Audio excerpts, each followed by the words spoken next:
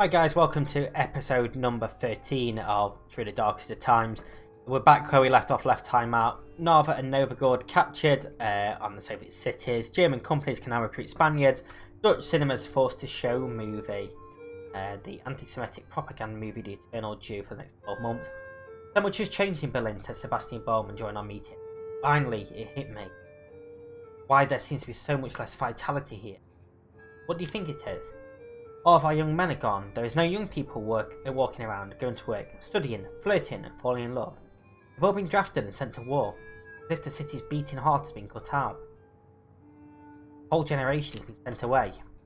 Fight and die in this war. I hope as many come back as possible. So, we're in 1941 now. I think there's 4 chapters in total. We're in the 3rd one. I don't imagine we've got too long left in this one. Meet with Anna. This is incredibly risky.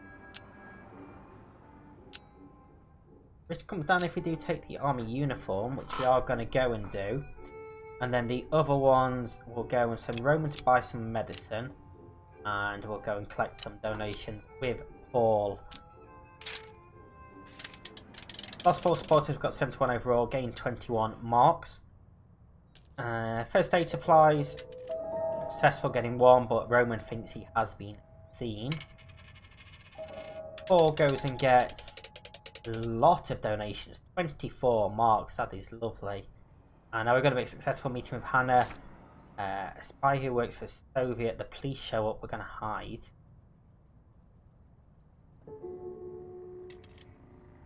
Gustav got arrested.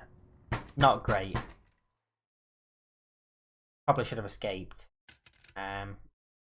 So we're going to have to bust him out.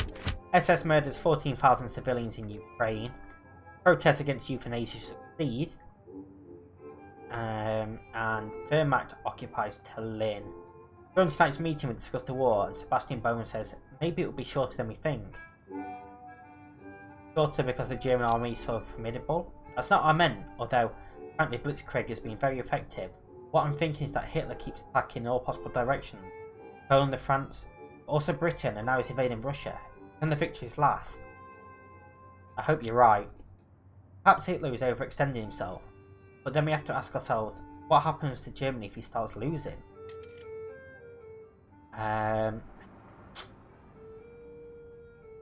Bastion has a level up that's going up. Find a shelter for the Gutmans. Investigate weapon delivery. Gustav, Paul and Sebastian.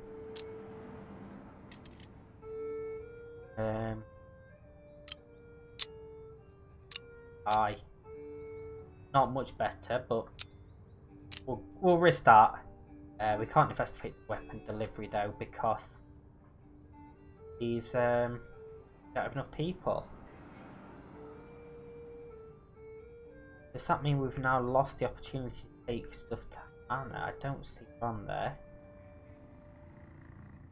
So Roman can go and collect some more marks for us. See if we're successful breaking out.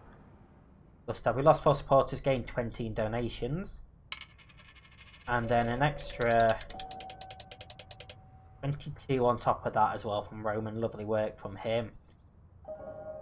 Horst has found somewhere to hide the Gutmans and gains 11 supporters while he's at it. That's a lovely, lovely boost. Get attacked. We're going to enforce back. Let's fight back. Gustav is free. And we get away without any injuries as well. Plus 23 morale. Plus 7 supporters as well. Jews forced to wear yellow badges in the right. They are clearly identified as Jews. French hostages executed for the assassinations of German soldiers. A revenge act.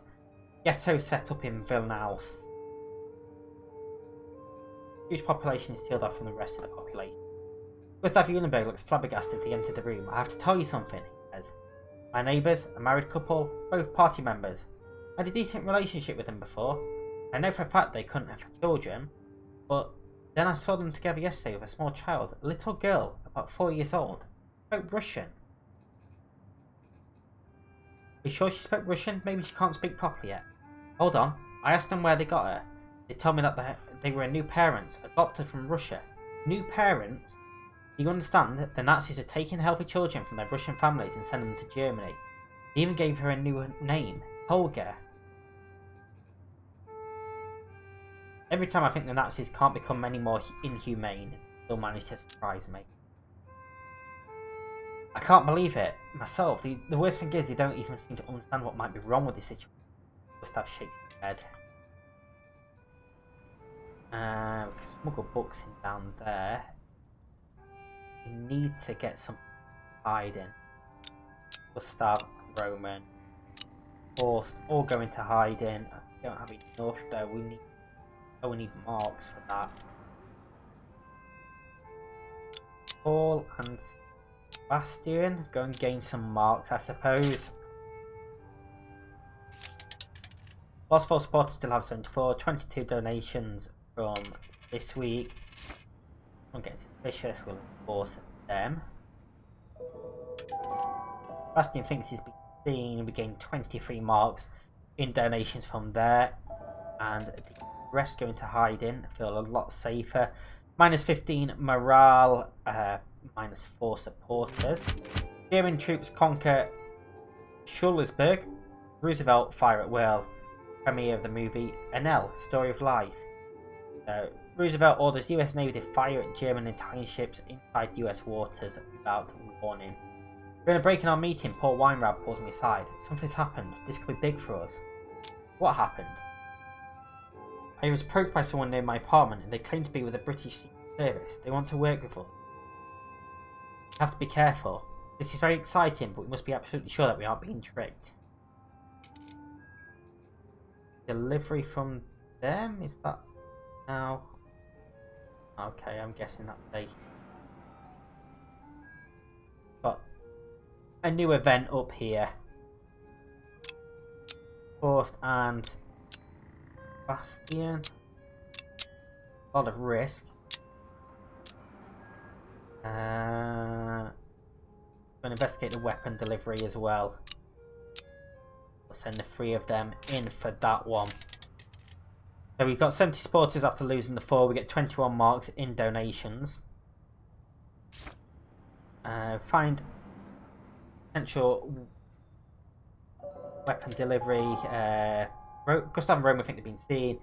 Observe the weapon delivery route in Lichtenberg for a week. They find potentially vulnerable places to make a schedule for each delivery worker. The witness, they got rid of the witness, and they managed to get a lot of information. And then the Secret Service delivered packages to different addresses for 3 weeks. It seems the Secret Service has many agents in Berlin. Packages with delivery successfully without attracting attention. +1 L. +6 morale, -4 supporters. Wehrmacht takes Kiev. Ketel passes communist decree. Every German killed in the occupied territories. 50 to 100 communists got. Donate for your troops.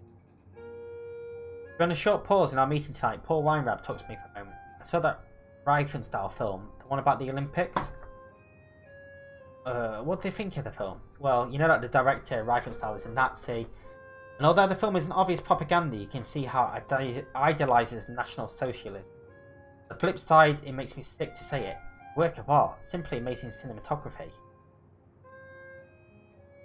Can we separate the artist from their creation?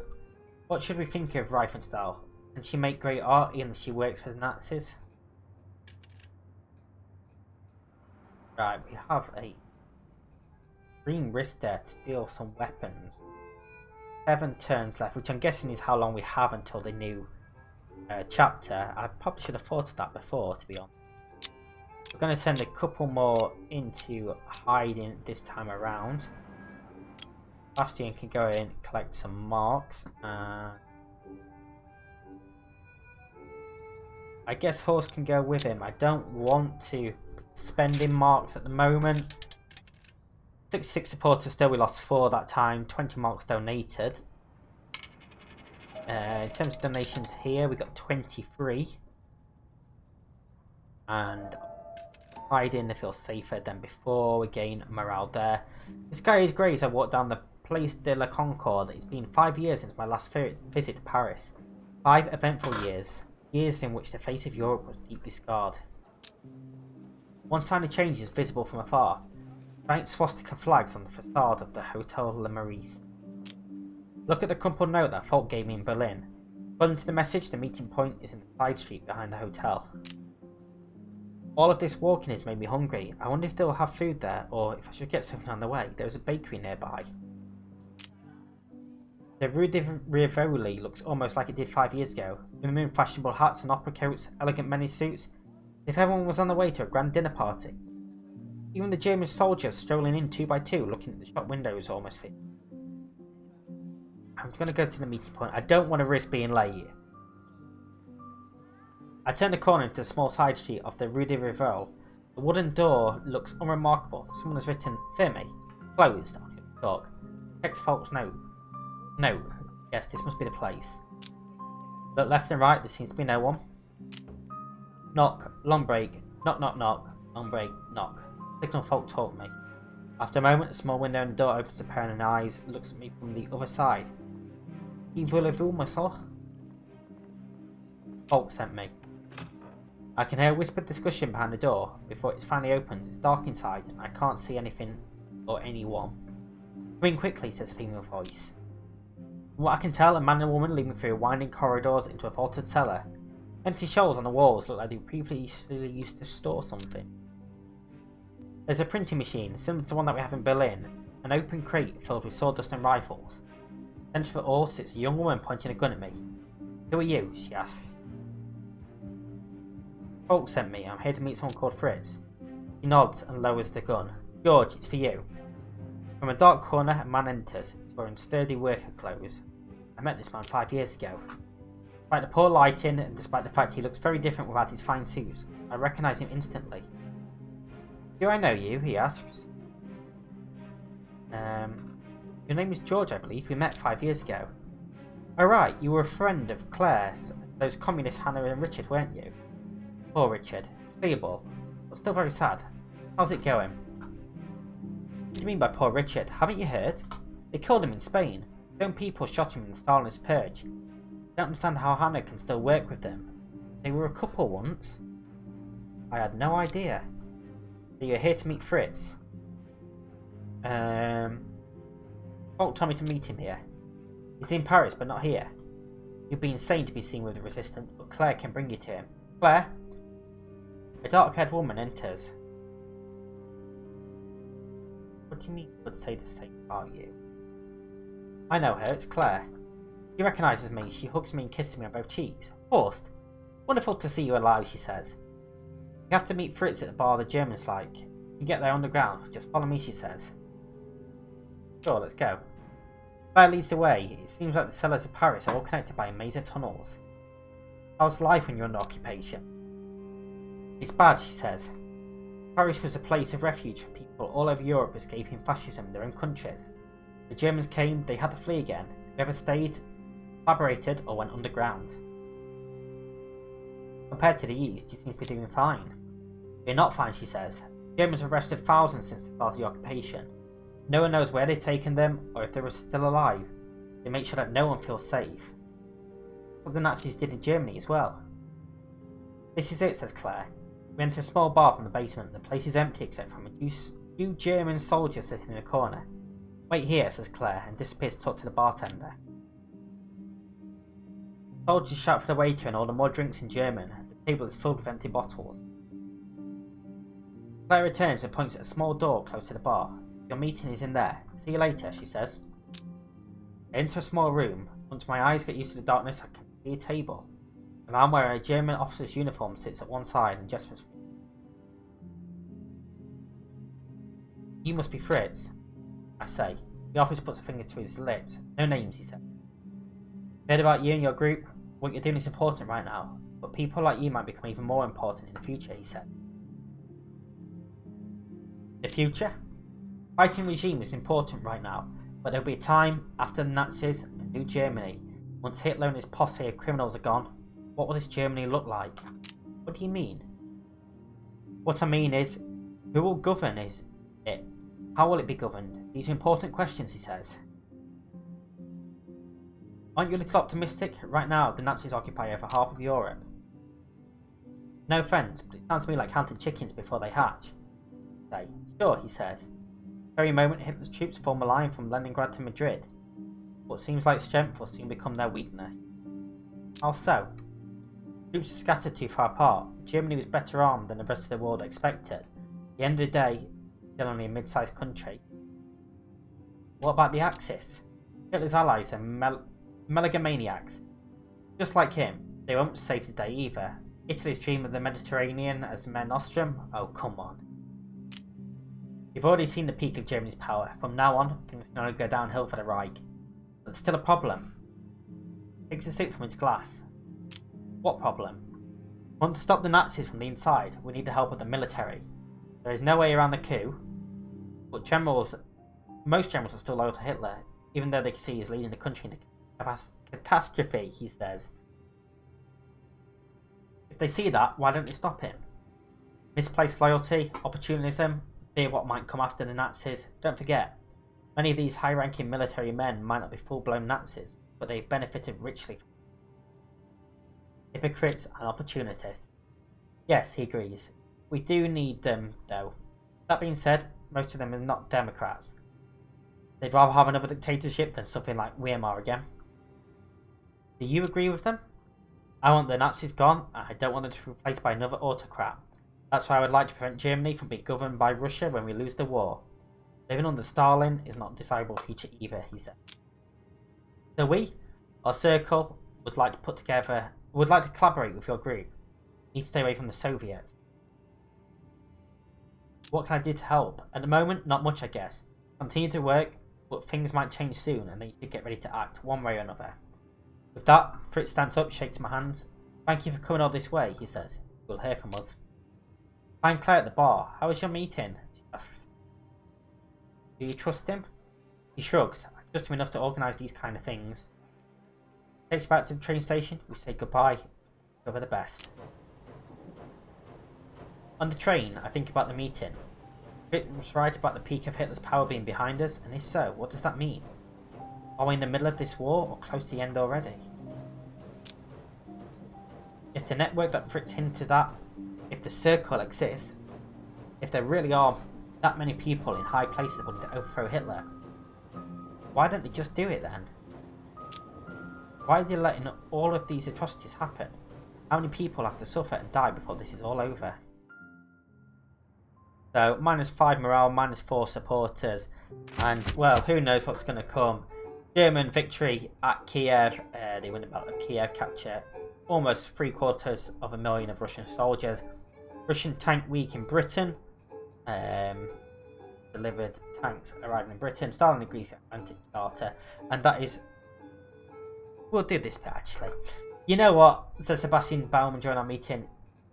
You never see private cars anymore on the streets of Berlin. Trains are still running, of course, but far fewer automobiles.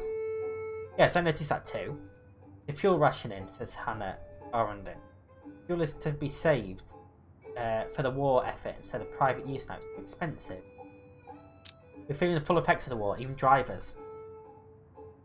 I don't know who Hannah was talking, because we don't have Hannah here anymore, but yeah. That is where we're going to end this episode. If you have enjoyed this, please do hit that like button, subscribe, and ring the bell for more. Until next time, stay safe.